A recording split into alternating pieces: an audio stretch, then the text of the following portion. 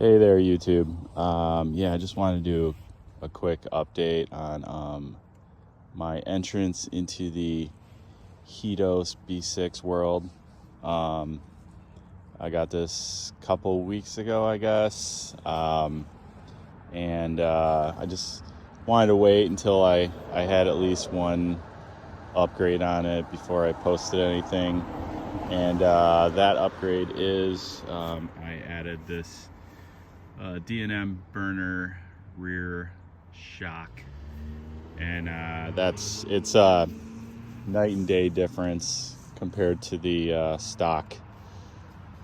The stock suspension and rear suspension was not even a shock, it was just a spring. It was like a pogo stick. So this is awesome. It just dampens nicely. I don't know if you will tell in this video here, but I don't know if you see here. Probably bad camera work, but anyway, I haven't posted on YouTube in a while, so it's kind of weird talking to myself. But so far, initial impressions of the bike, it's getting better, especially with that rear shock.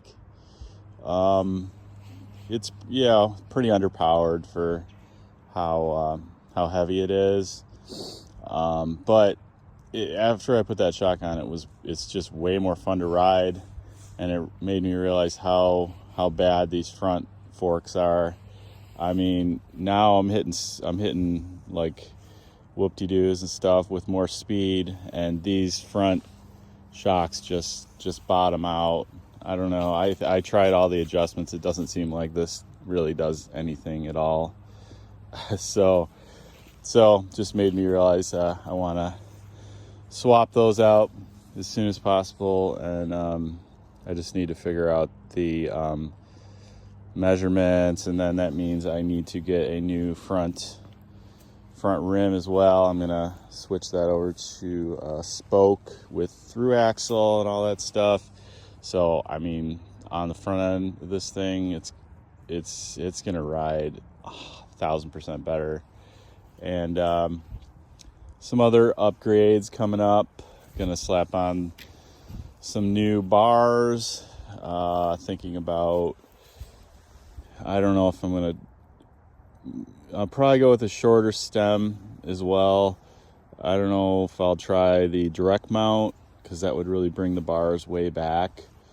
But it does seem like if you want more of a motorcycle setup, you don't want your arms extended like a mountain bike anyway. So I'll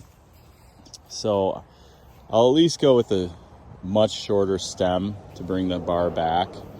I'm going to get a little bit more swept back bars with a little more rise in them. And also some other things. The reason why I got this bike is because I actually had bought this, and then I was contemplating the Ghost Cat before that. And I was contemplating the Ghost Cat, and really liked a lot of the aspects of that. And then I came across the OG's video with this bike. That's Easy Rider, the Easy Rider 2.0, I guess. So shout out to him for showing such a cool build on this bike. So he kind of motivated me to pick this up. But anyway, I had bought this, and then I got it, and then I'm like, maybe I should have just got the Ghost Cat. So I ordered the Ghost Cat, and I was going to send this back.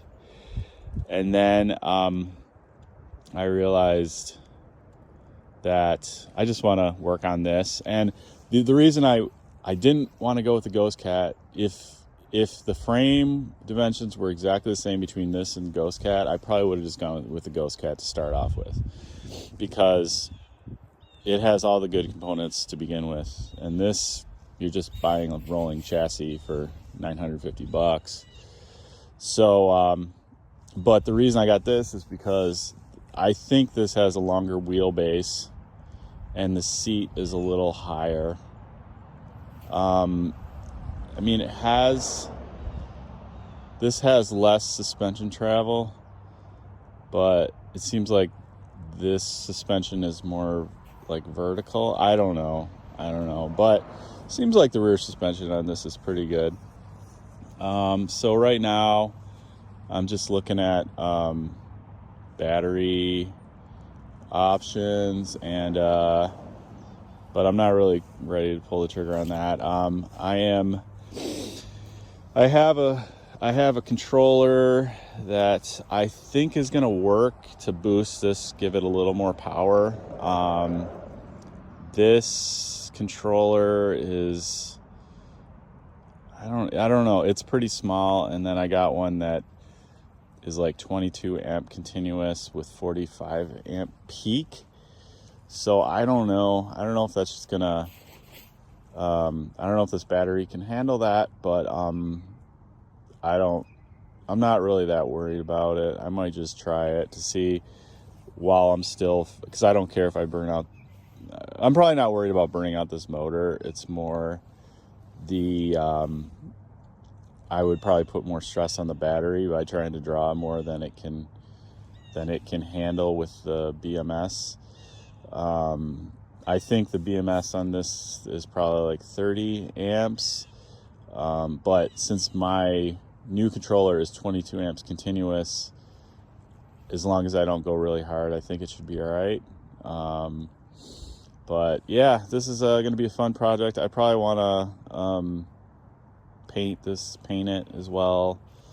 But it seems like a pretty good, it's heavy, but I mean, it's freaking solid. This is a good platform, and once you get the power and everything set up, it already, after I added that shock, it doesn't, it feels more nimble, and it doesn't feel as heavy.